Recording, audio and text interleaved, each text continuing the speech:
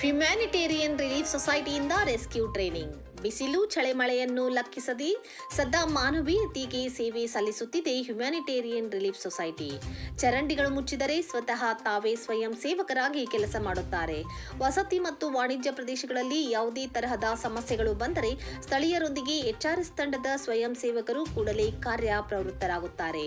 Humanitarian relief society ತನ್ನ ಸ್ವಯಂ ಸೇವಕರಿಗೆ ಇದೇ ಆಗಸ್ಟ್ 29, 30 ಹಾಗೂ 31 ಈ 3 ದಿನದ ಪ್ರಥಮ ಫೇಸ್ 3ನೇ ಬ್ಯಾಚ್ ರೆಸ್ಕ್ಯೂ ಟ್ರೈನಿಂಗ್ ಅನ್ನು ರಾಯಚೂರಿನಲ್ಲಿ ನಡೆಸಲಾಯಿತು. ಈ ಒಂದು ತಂಡದಲ್ಲಿ ಕರ್ನಾಟಕದಾದ್ಯಂತ 36 ಉತ್ಸಾಹಿ ತರುಣರು ಮತ್ತು 10 ಜನ ಟ್ರೈನರ್ಸ್ಗಳು ಭಾಗವಹಿಸಿದ್ದರು. ಕೋಸ್ಟಲ್ ಮತ್ತು Mysuru region trainer captain Muneer Padrangi ಅವರೊಂದಿಗೆ ಸಲೀಂ ಅವರು ಅಸಿಸ್ಟೆಂಟ್ ಹಾಗೂ ಟ್ರೈನರ್ ಆಗಿ ತರಬೇತಿಯನ್ನ ನೀಡಿದ್ದಾರೆ. ಈ ಸಂದರ್ಭದಲ್ಲಿ ಸಲೀಂ ಅವರೊಂದಿಗೆ ರಾಜ್ಯ commander Ameer Kudroli, assistant commander Abrar Arehalli, trainer Zubair Malpe, Ghouse Patil, ಕೊಪ್ಪಳದ ಮುನವ್ವರ್ ಕಂದಕ್, ರಫೀವುದ್ದೀನ್ ಹುಣಸೂರು, ಪರ್ವೇಜ್ ಮಕಾಂದಾರ್, ಸಮೀರ್ ಸೇರಿದಂತೆ ಇನ್ನಿತರರು ಉಪಸ್ಥಿತರಿದ್ದರು. ವರದಿ ಅಫ್ತಾಬ್ ಸರ್ಮುಲ್ಲಾ.